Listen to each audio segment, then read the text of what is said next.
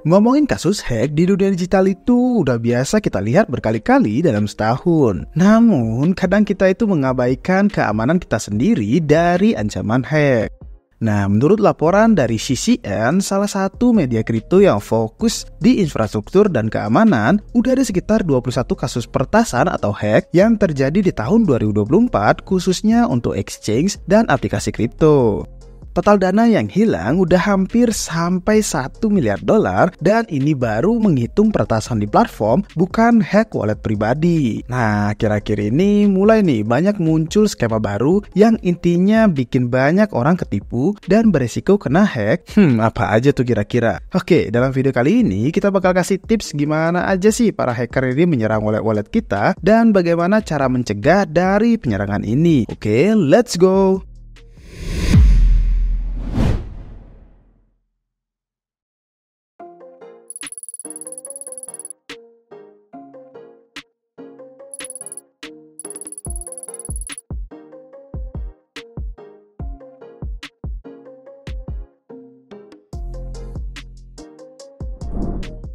Oke, kabar gembira sebelum kita mulai, kita mau bagi-bagi tiket Coinvest sejumlah 2 tiket. Nah, buat kalian yang udah megang NFT Heritage, kalian akan berkesempatan memenangkan 1 tiket Coinvest. Dan satu lagi, kalian hanya perlu berkunjung ke websitenya republicpassport.io, daftarkan email kalian di sana, dan kita akan undi siapa pemenang dari 1 tiket Coinvest lagi. So, untuk pemenangnya, kita akan umumkan di bulan Agustus sebelum acara. Pastikan kalian sign up ya guys, jangan sampai ketinggalan. Oke, kita lanjut ke videonya.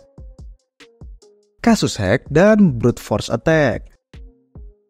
Nah, yang pertama paling rame dan emang udah paling rame nih sejak zaman dulu adalah kasus hack melalui link palsu atau phishing. Nah, menurut berita dari Cointelegraph, banyak wallet individu yang terkena hack. Nah, ini salah satunya link palsu klaim airdrop dari Hamster Combat. Banyak yang ngetipu dengan cuma klik sebuah link dan otomatis walletnya langsung gak ada isinya alias kena drain atau kesedot. Nah, para pemilik wallet yang tertipu biasanya klik link itu untuk mengunjungi sebuah situs dan situs itu gak kelihatan seperti situs palsu. Contohnya, buat situs klaim airdrop, umumnya pemilik wallet akan diminta untuk connect wallet dan hacker akan pakai tombol connect tersebut sebagai tanda konfirmasi pindah tangan akses dari si pemilik wallet ke si hacker.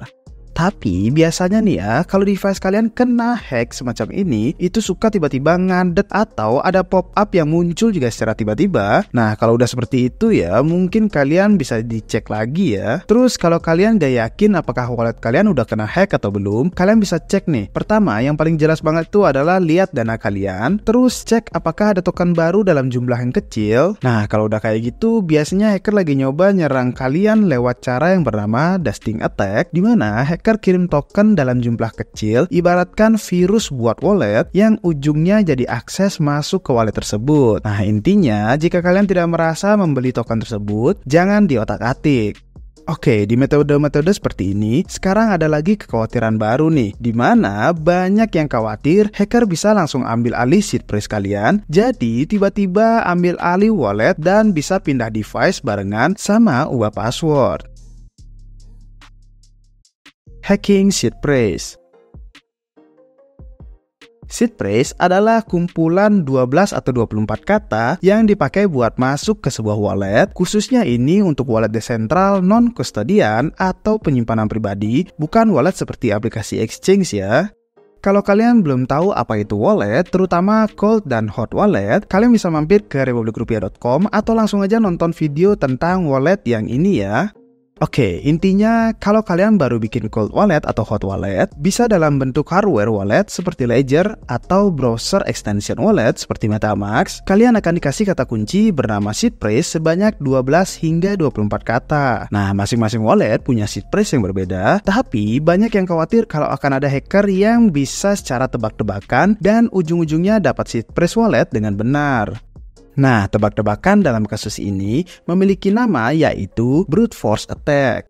Brute force attack ini umum digunakan dengan cara coba satu persatu password kalau di dunia web 2 ya, tapi secara otomatis dan jadi prosesnya itu bisa cepat, bukan hackernya ngetik satu-satu sendiri ya. Nah, tapi di kripto, dengan perkembangan tenaga komputasi, sekarang banyak yang khawatir hal serupa akan dilakukan terhadap wallet mereka. Oke, mengenai hal ini, Tangem, salah satu merek wallet kripto, mengangkat analisis dari salah satu pengguna Reddit yang bernama Metagik.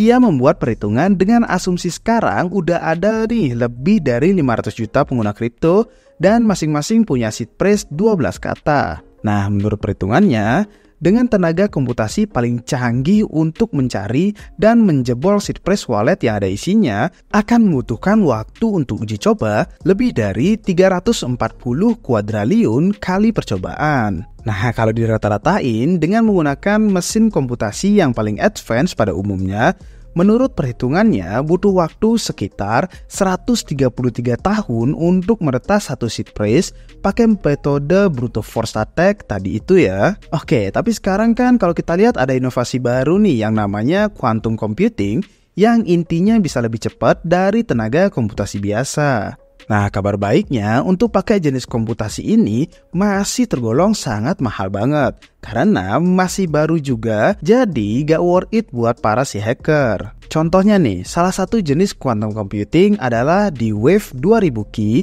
Harganya dibanderol dengan 15 juta dolar Amerika dan itu baru harga belinya ya, belum biaya operasional, listriknya, dan lain-lain.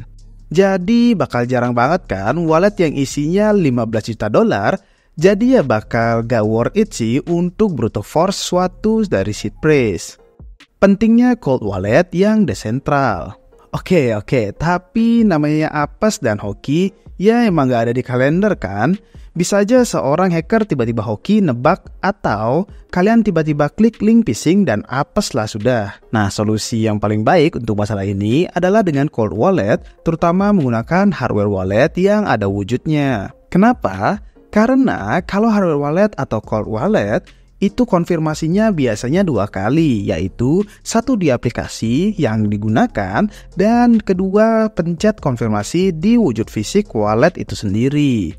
Oke, contohnya Ledger. Kalau kalian pakai itu ya konfirmasinya harus klik di aplikasi yang kalian gunakan, sama kalian harus pencet tombol konfirmasi di wallet Ledgernya.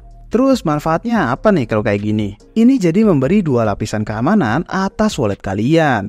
Jadi kalau misalnya ada yang pengen ubah password atau transfer aset kalian karena berhasil ambil alih wallet kalian, entah lewat phishing ataupun seed phrase, mereka tetap akan kesusahan karena harus konfirmasi lewat Ledger wallet yang kalian pegang. Mungkin ini semua terlihat ribet ya, tapi ini jauh lebih aman dibandingkan wallet yang cuma berbentuk software seperti browser extension, MetaMask, ataupun wallet aplikasi yang dimana 24 jam sehari selalu online dan konfirmasi cuma sekali. Alias kalau device kalian kena ambil alih, ya sudah, wallet pun ikut diambil alih.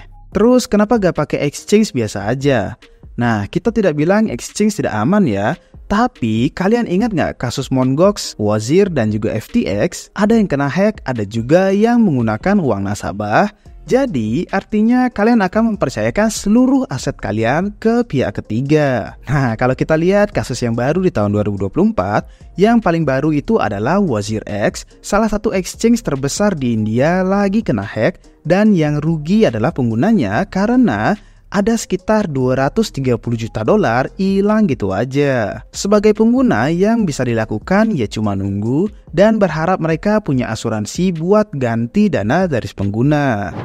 Nah, kesimpulan video ini adalah kalian harus mempunyai strategi kemungkinan yang terburuk dan mempunyai backup. Jangan sampai meletakkan seluruh aset kalian dalam satu dompet karena jika terjadi hal yang tidak diinginkan, kalian akan kehilangan seluruh aset dalam sekaligus.